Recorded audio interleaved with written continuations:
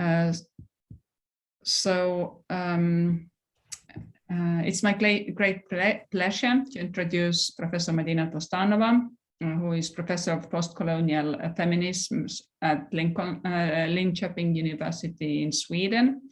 She's a decolonial thinker and also a fiction writer, and her research interests focus on decolonial thought in its aesthetic, existential, and epistemological manifestations, also feminisms of the global South, post-socialist human condition, and actually many more areas. The breadth of her research is extraordinary. Her most recent books include What Does It Mean to Be Post-Soviet? The Colonial Art from the Ruins of the Soviet Empire, from Duke University Press from 2018. Also a co-authored book with Tony Fry, A New Political Imagination, Making the Case, from 2020. Then an edited volume, Post-Colonial and Post-Socialist Dialogues, Intersections, Opacities, Challenges in Feminist Thinking and Practice, which is co-edited with Redi Kobak and Suruchi Tapar-Björkert from 2021. So please join me in welcoming Professor Tlostanova. Thank you so much, Anniken, for your generous introduction, and thank you everyone for coming to listen to my talk today. I must say that it's very difficult for me to give this talk because, as most of you, I'm sure, I'm also devastated by the Russian invasion of Ukraine, and I was talking about that previously, that I cannot really concentrate on any nuanced work on whatever I've been working on, because when a tragedy like that happens, it really kind of trivializes to some extent what we do. But on the other hand, as Anniken said correctly, memory studies and critical memory work, especially through arts, through any kind of arts, right, verbal or visual arts, is exactly what is probably needed. In this situation, it's important that that we can maybe try to focus on that.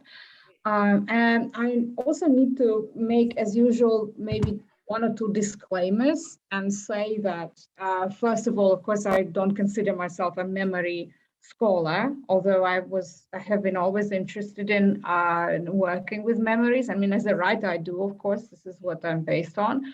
But recently I've been a part of a very interesting group that has been organized here, was organized by our postdoc, Maria Vlaho, which is about feminist memory work. And so that I really enjoy. I really think it will kind of, end up to be a very interesting book.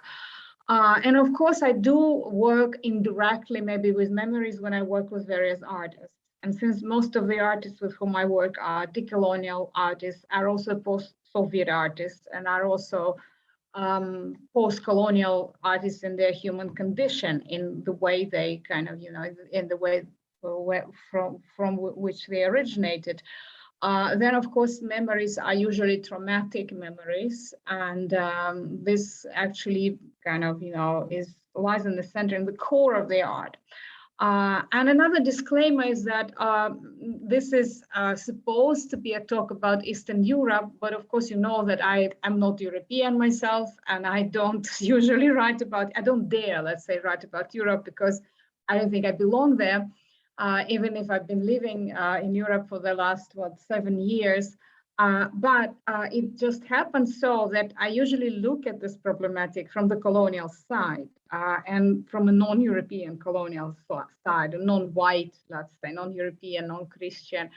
And this is what most of my works have dealt with. But today I was like, sitting and thinking, what could I possibly talk about and how can I connect it also with some artworks and mainly films, because I decided today to maybe concentrate more on films than literature, because it's difficult to speak about fiction when it's not translated and not many people read it.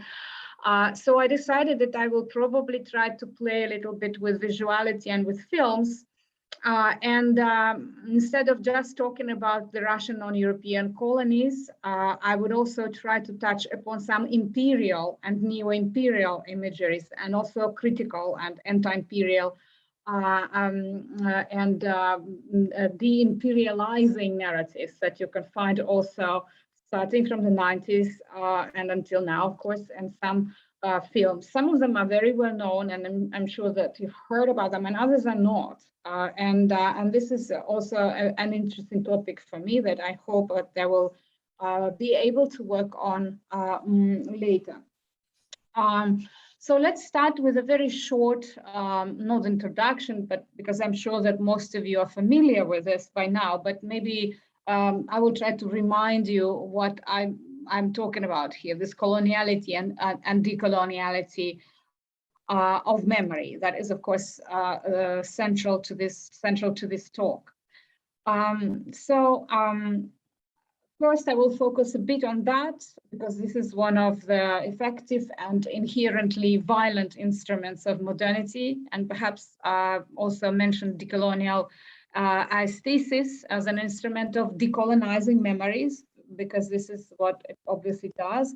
And then we will zoom into several examples of coloniality and decoloniality of memory in the artistic works that were created in the post-Soviet space.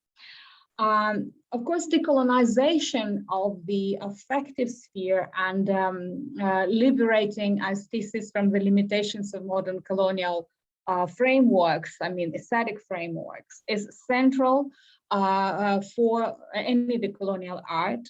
And of course, it's important here to maybe go back a little bit to the concept of aesthesis, which means in decolonial thinking something different than in post-structuralism and postmodernist thinking and Western postmodernist thinking.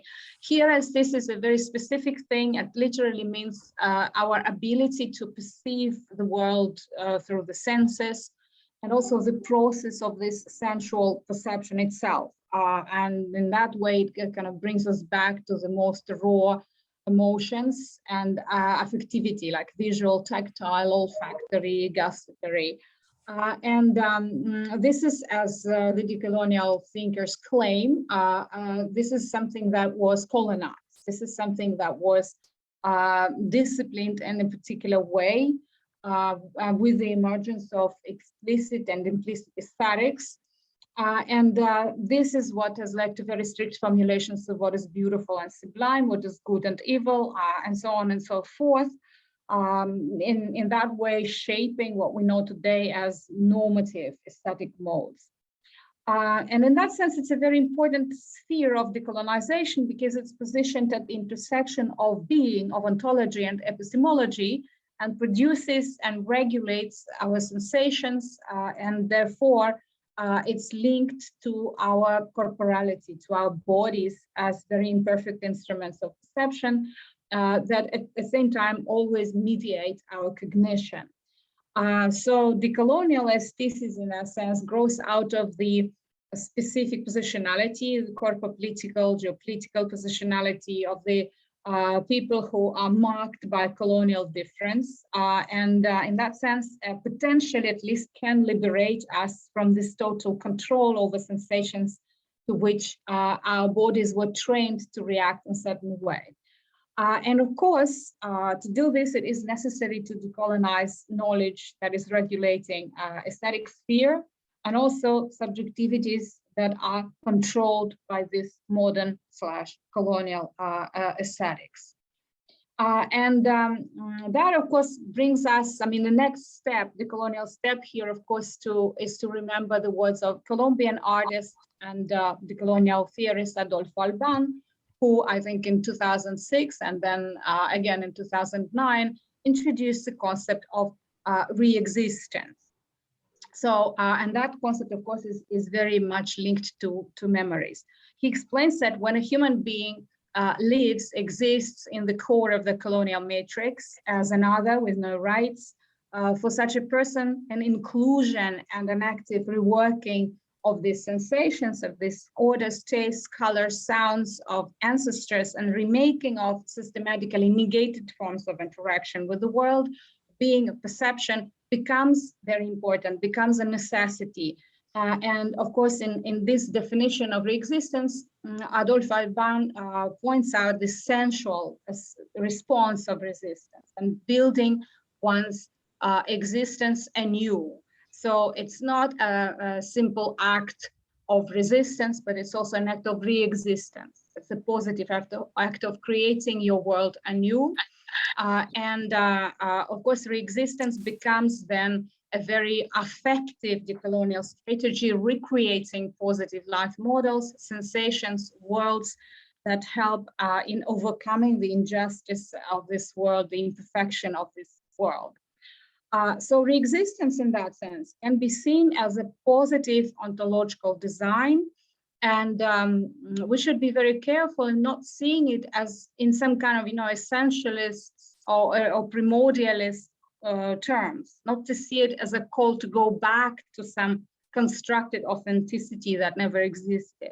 Rather, what is meant here is a way of contemporarily reliving the main elements of this erased and distorted culture, indigenous culture in the case of Adolf Alban, or any other culture that was violated by modernity or discarded by modernity.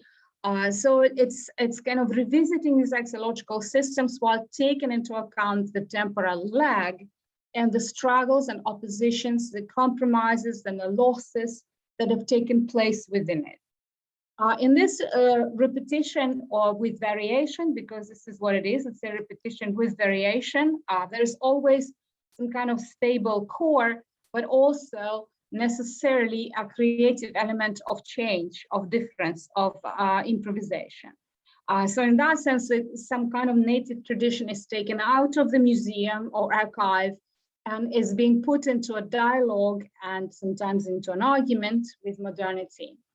And in that sense, the colonial aesthesis lets our sensations and consequently our assumptions formed on their basis move beyond the normative models that we were taught at school. Like what is truth, what is beauty, what is goodness, no matter what reference systems they come from. However, this is a very specifically, I would say, South American or Central American view of this. Is a broadly revivalist still trend of decolonial aesthesis that is the core of many indigenous aesthetic models all over the world. But it cannot be regarded as central when we turn to the post-Soviet space, and particularly to Russia, due to its unfinished, or even I would say today, even unstarted process of repentances, decolonizations, of its impossible reconciliation, of its completely erased, disqualified memories, and other well-known pitfalls. Therefore, when we speak of the intersection of the post-colonial and post-Soviet human conditions, it is perhaps inevitable that we concentrate more on the painful memories of violence, of humiliation, of suppression, and the efforts to cope with various complexes and traumas, and actually then in the end still come to re-existence. And these efforts, of course, are connected with temporality, with spatiality, subjectivity, affectivity, and these important axiological shifts that are taking place today. One of the deeper intersections, I think, that is uniting actually this post-colonial condition, post-totalitarian, maybe post-apartheid to some extent, post-dictatorship, and other such similar dimensions of post-dependence emerges exactly there, precisely in these leitmotifs of trauma, violence, and repentance, and in all the richness of their semantic overtones and poetic representations. Of course, if we speak in decolonial terms, this corresponds to coloniality and hence to decolonization of memory and its complex relations with the past and with history. In its basis lies a self-legitimating violence of a certain repressive system that is disciplining people into absolute submission to its own by politics. So societies are then offered specific sanctioned forms of constructed memories, collective memories, which do not conserve, but rather erase the past, which is still, of course, then full of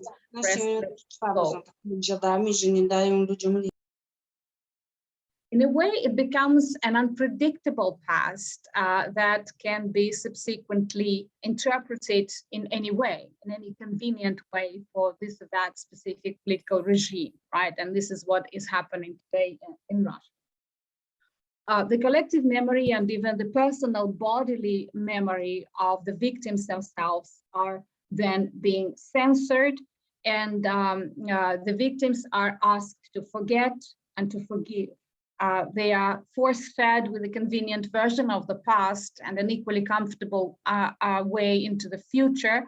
And this, in effect, is one more betrayal of these victims, because it fixes the rupture in the texture of memory and connects it and reconnects it, we can say, with violence, with trauma, with humiliation as the darkest side of the colonization of memory. What is important here, I think, is this corporeal element again, the affective embodiment of such memory and its non-verbal and non-rational nature, and hence the impossibility of indoctrinating the victim with the official colonial version, because I think it's the bodies that stubbornly remember. Even if you make someone forget on the surface, it's still the victim's body that stubbornly remembers differently and does not allow the mind to accept the imposed point of view. This conflict often leads to psychological disorders, as you know, mental disorders, both personal and collective.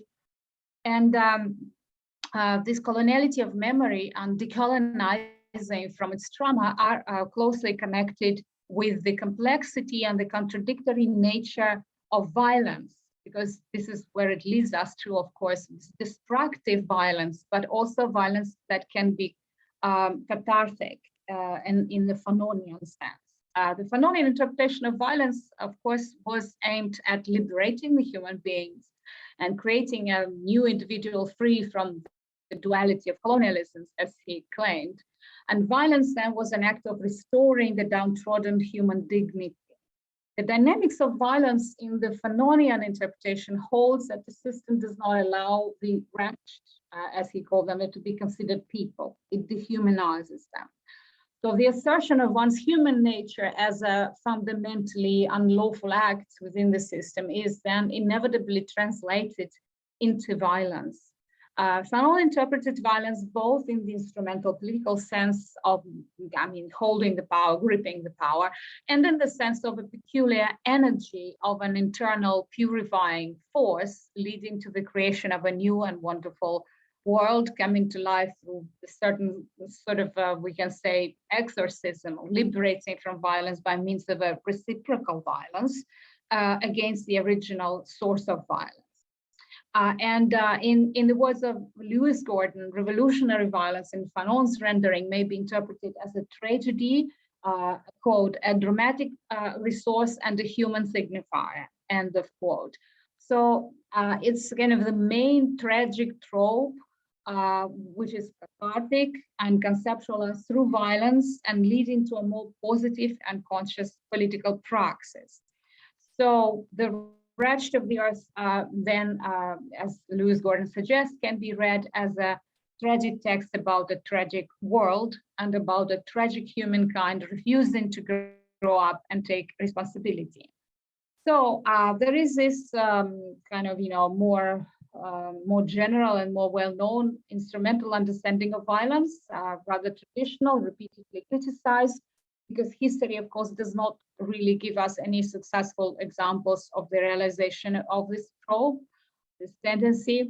But the other, I think, is more interesting. The other cathartic understanding of violence is more fruitful because it refers to the ontological and existential spheres or in other words, becomes an effort to escape the long being in violence through a short and justified practice of violence, and its further channeling with some constructive goals in mind. However, we know that Fanon actually doesn't come to this positive conclusion, because in the final chapter of his book, he gives numerous examples of neurosis and psychosis of both victims and torturers who were his patients during and after the Algerian War for Independence. He demonstrates that people remain in the grip of violence forever. And as he says, their future is mortgaged. It's interesting that this idea, this trope of mortgaged future is repetitive. In South Africa, from apartheid era, there also circulates a similar expression, to live on borrowed time. And here I'm quoting Ahmad Dangor, one of the wonderful South African contemporary writers, unfortunately passed away due to COVID last year, I think. So it's a future that is doomed from the start, because the work of memory never happened. But is it possible at all to break this link between politics and violence? And isn't violence at times the only way to justice? Of course, I don't have an answer to that, but I think that it's a question that we need to continue asking. Characters in many works that we can, tentatively call post-Soviet, and particularly those with a strong neo-colonial element, a post-colonial element, are often trying to answer the question, this question each in their own way. Like, how ready are they for violence? And if they're working with their memories, is the violence against the violator, let's say, the only way out? And often the accent falls on the biopolitical violence of the Soviet system that doesn't allow to differentiate between victims and torturers, and forces people to remain in the grip of this coloniality of memory, unable to overcome it or offer a way out of the circle of violence. And the post-dependent society continues then to be stuck. It stagnates in sick and violent complexes after the formal emancipation is over and some form of democracy or something resembling democracy seems to be reestablished. Very often trauma and memory remain repressed and underanalyzed, and hence this repentance responsibility never actually come to sight. In most post-dependent societies, the emancipation from apartheid, from colonialism, from totalitarianism or dictatorship is also where? Where do we liberate? We liberate into the system of neoliberalism. This is where we end up, right? Or its local semblances, which, correcting some ideological imbalances, let's say, retains the major injustices and inequalities of modernity as such.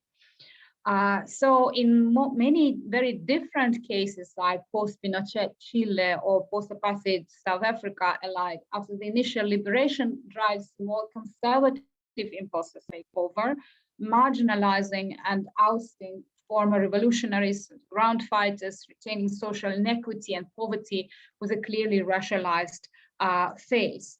Again, in several countries in Latin America and South Africa, as well as in Eastern European post-socialist cases, of course, to a lesser degree, the so-called reconciliation and truth commissions, which were aimed not only at discovering and sentencing the criminals, but more importantly at forgiving, not forgetting, did their jobs actually half-heartedly and with many compromises that were not morally justified for the victims who, of course, longed for repentance, even maybe in such crude forms as in Georgian director Tengiz Abuladze's very early film of the same name. Maybe some of you remember this film that was made in 1984. It was called Repentance, with its central, very, very paralyzing event of the grandson who is repeatedly throwing his monster grandfather out of his grave.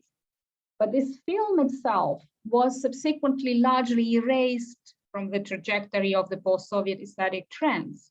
And even during and after perestroika, the main official tropes of the Soviet history that the blurry consensus was propped with, such as the myth of World War II, collectivization, mass repressions, deportations of the whole people, with their inevitable colonial undersides and racist in some cases, have seldom, if ever, been thoroughly analyzed, problematized, sent through the channels of personal memories. The artists, and writers, directors who dared such moves were often banned, made invisible, ostracized.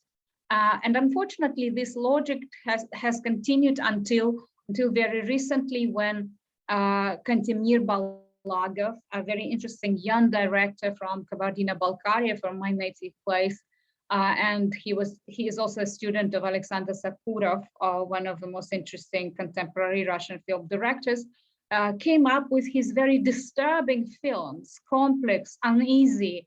Both of his films are internationally acclaimed, but they completely fell out of the allowed canon, allowed for the representative of national minorities frameworks, because what was this frame before? In the Soviet years, if you were coming from a national republic, you were supposed to do things in a certain way, to be a singer of your native land, so to say, right? Very positive. What he does, Kantemir, is absolutely different. It completely, as I said, falls out of this framework of looking at his smaller motherland. And his second film is also amazing because he questions in a very crude way the conventional heroic interpretation of World War II, and especially the siege of Leningrad.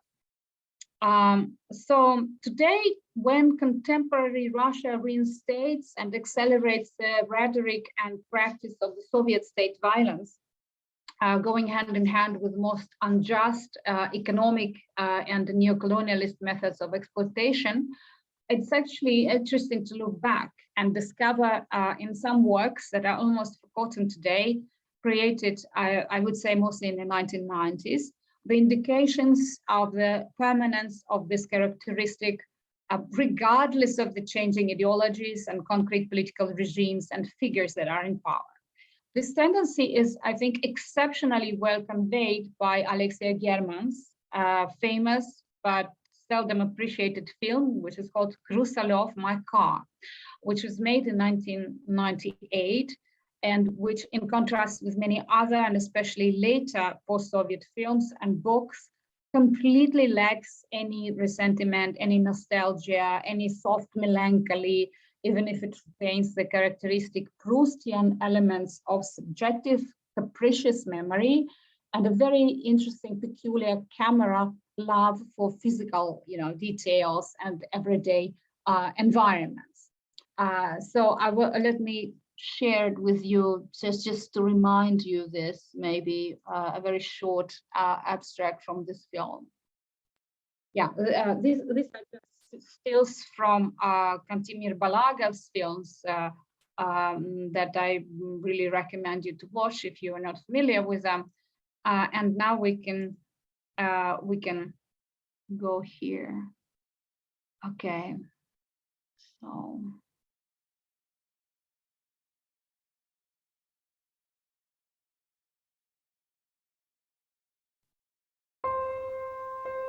Все по-старому бывалому и было так всегда. Лошадки, мальчонки малого, несладкие холода. Всю жизнь я думал, что эти стихи написала моя бабушка. Нет, она не была поэтом, смешно.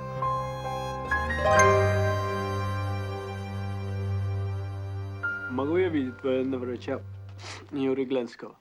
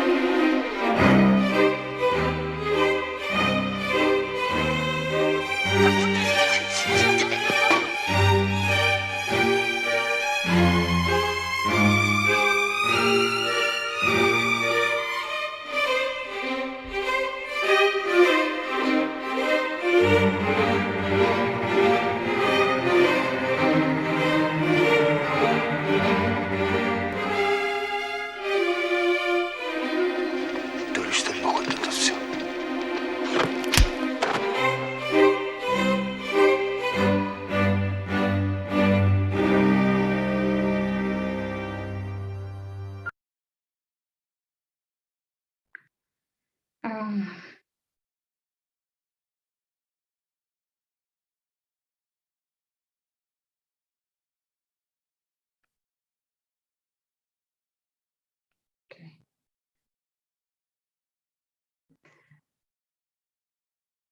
Okay, so this is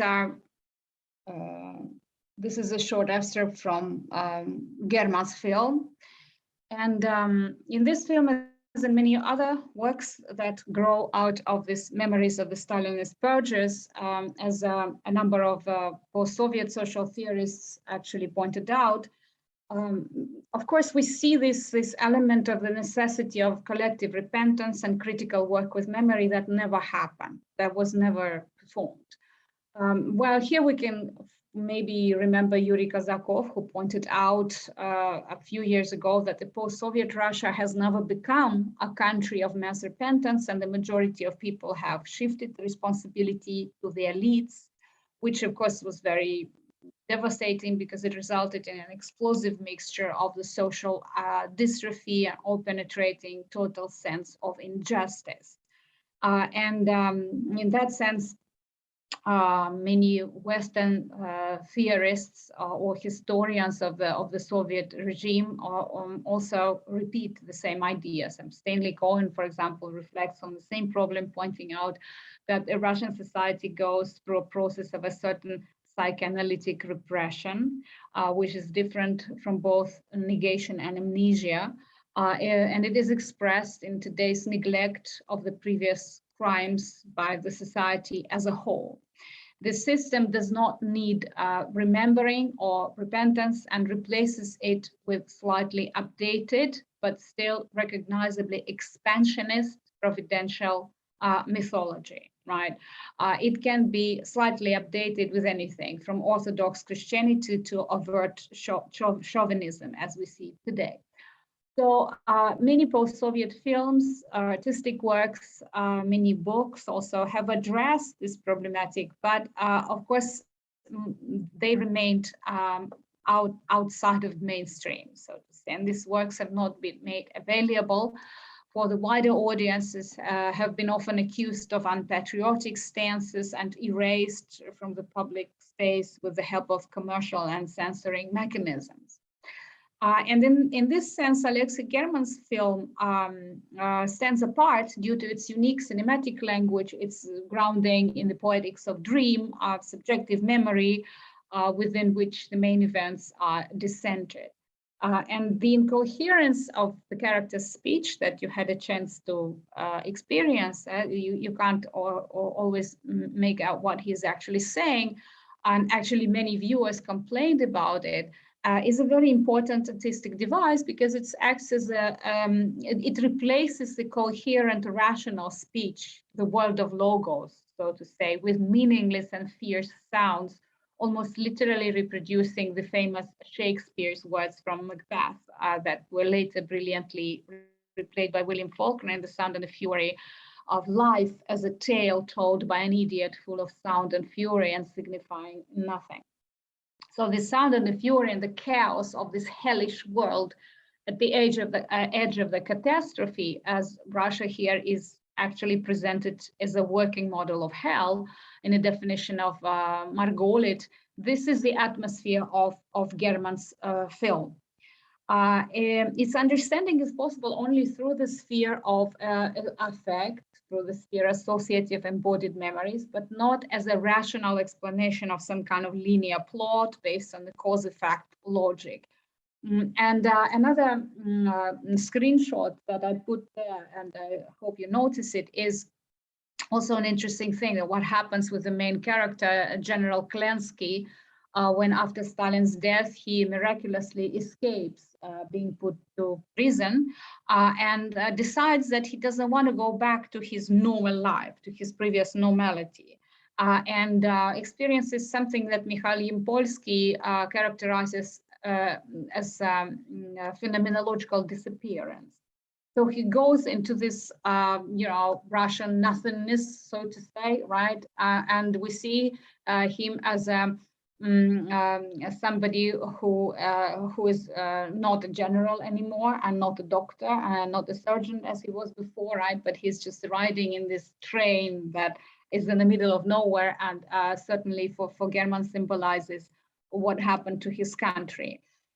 Of course, it's important to add that the pragmatic impact of the film circles around death, around lifelessness, as the key existential experiences of the Russian person, and obviously aimed at certain collective shock psychotherapy of the audience and even violation of its perception, and almost complete and unbearable control over it.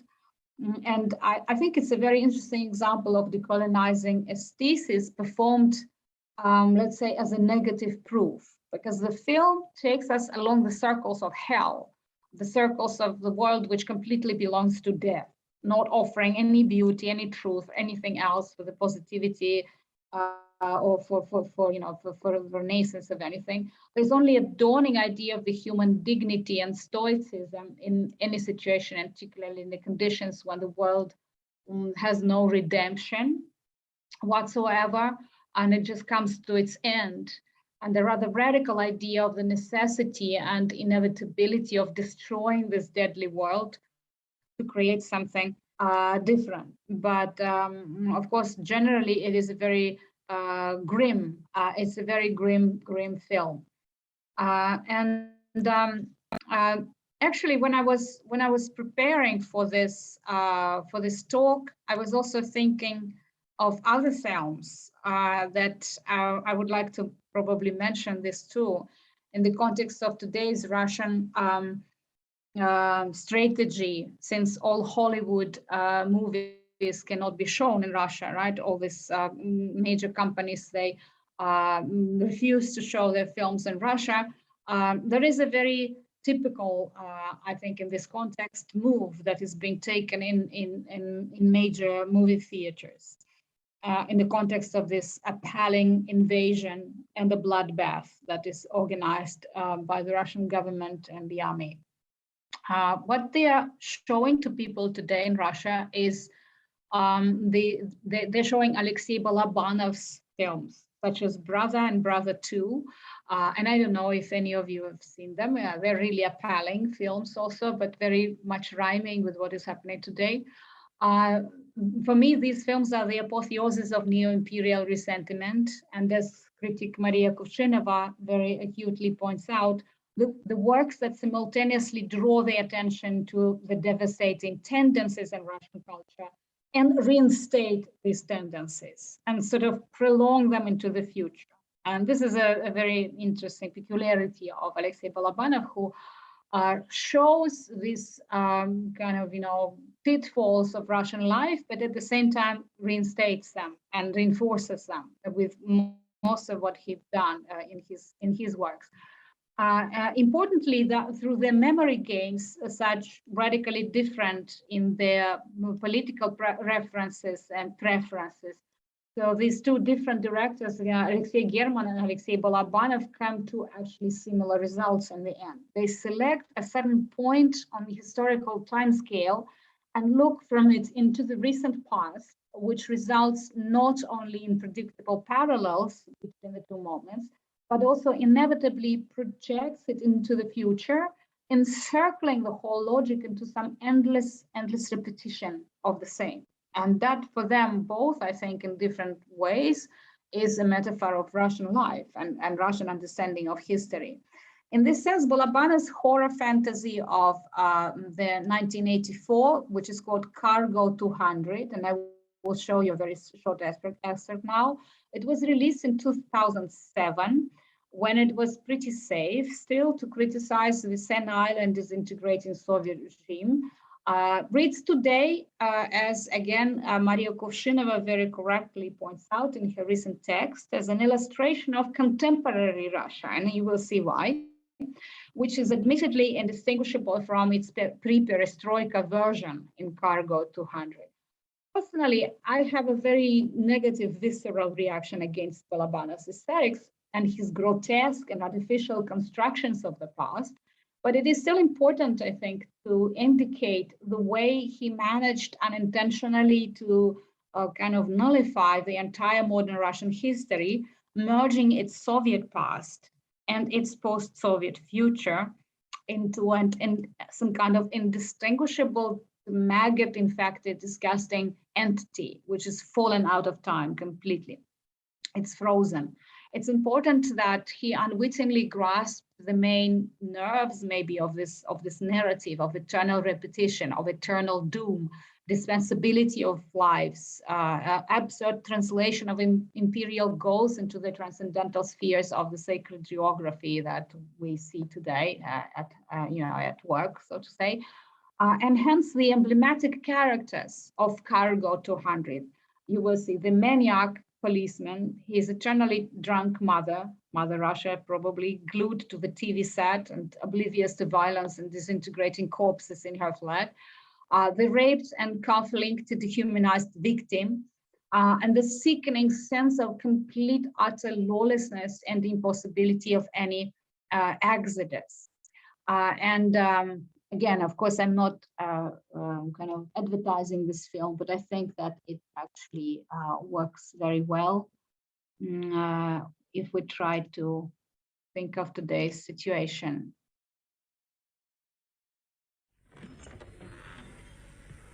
Здравствуйте. Значит, Артем, Бога нет, души нет. Есть сознание и материя.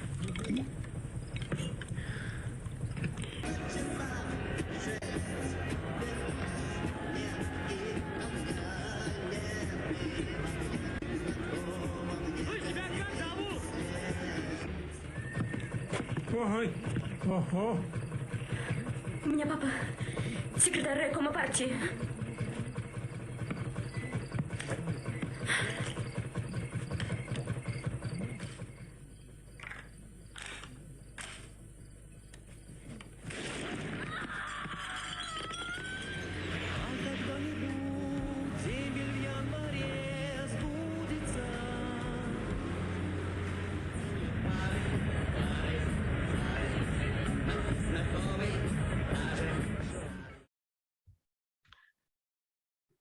Okay.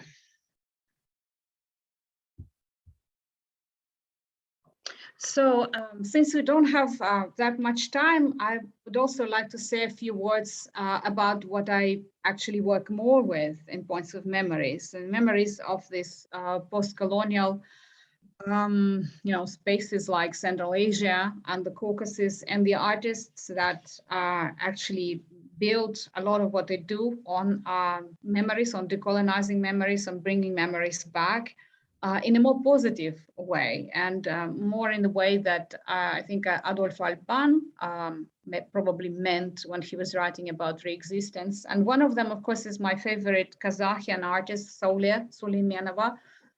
In many of her projects, we see, she plays on memory, on the word memory even. For example, there is one very interesting series that is called Arwahs, the ancestor spirits.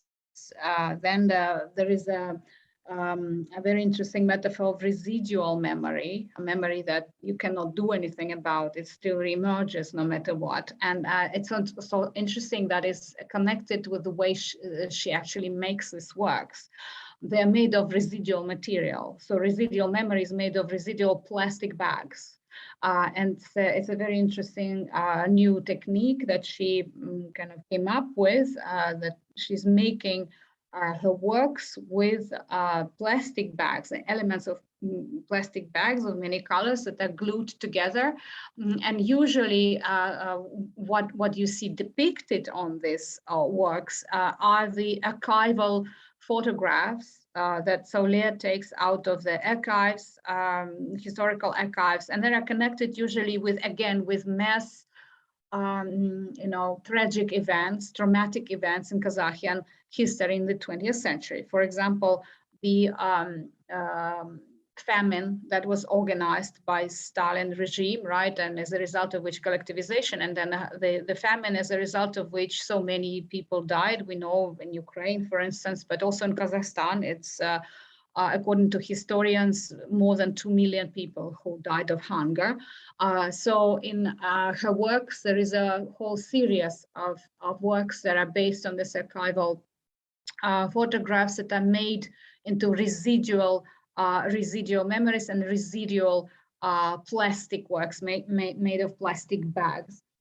It's a relatively new thing. She started working with it recently. It's entirely actually devoted to decolonization of collective and personal memories through art and working with these distorted pages of Kazakhian history. If you're interested, I can give you later the link to her works because she has a wonderful website. And the last name that I also could not mention, and this name actually keeps coming to me now during these devastating events in Ukraine, is of course Aslan Goysum, a Chechenian artist with whom I worked a lot, and I wrote many texts for his artist books and exhibitions. And of course, in Aslan's case, yeah, I mean, it's scary how it reminds of today's situation, like working with the memories that were erased, working with memories that were forbidden to people, the Chechenian people who were persecuted so many times and who were deported by Stalin and then were not allowed to return to the same places where they lived before. It's really an amazing set of works and an amazing set of artistic metaphors with which Aslan works. In one of the artist books that we made for his latest exhibition in Europe, Aleida Asman pointed out, reflecting on Aslan's work, and here I'm quoting her, painful and traumatic memories expose the multi-layered self and carry the risk of re-traumatization. For this reason, they are disconnected and stored away for longer periods in the subconscious of the survivors, and their recovery or final confrontation is often preceded by long phases of forgetting, blocking, and ignoring shameful and painful incidents. And this is what Aslan works a lot with, because we have several works in which he actually deals with the people who were deported and then came back. And he works a lot also with his own grandmother who went through this Stalinist deportation and came back, and then through 2 wars with the current Russia, with the Russian Federation. And he works there a lot with the concept of this something that cannot be yet said, something that cannot yet be discussed. This is what is a recurrent motive, with the silence that can be interpreted in a very complex way. Right, so the silence is not only because victims don't dare speak, it's also because they're against, but they're not yet ready to kind of come up with these memories and to formulate them in some ways. And so these moments are something that he's very much interested in. And let me just show you in 1 minute several maybe illustrations of this. Yeah, these are some of Saule's works. This, for example, is what I meant when I was speaking about memories. These are the people who are trying to escape. It's called Kazakhian Exodus, when they were asked to join the collective farms and they didn't want to, and most of them died. And then, of course, Aslan and his works that are connected with the painful memories of being a refugee, for instance, because his family was a refugee as a result of this Chechenian war, Russian-Chechenian war. And my favorite works that deal with this generation of people who were deported to Central Asia and were allowed to come back only 15 years, I think, later, and his own grandmother. This is, I think, his most powerful work, a very short film in which the grandmother is in the center of the narrative. She is actually doing the whole thing, talking. And because he takes her for the first time after 70 years, maybe, she was deported as a child, back to the village or the remnants of what is left of the village where she lived as a child and from where she was deported. Her reactions, her interactions with this space, trying to see some traces of people who live there. It's really, really an amazing work and a work of memory, of course, and testimony of a survivor, let's say, of this traumatic events that happened. But I know that we are we don't have that much time, so perhaps I should stop and we should answer some questions now. Thank you, Madina, for this very rich talk that also put the post-Soviet situation into a wider context and draw attention to these different artists and filmmakers.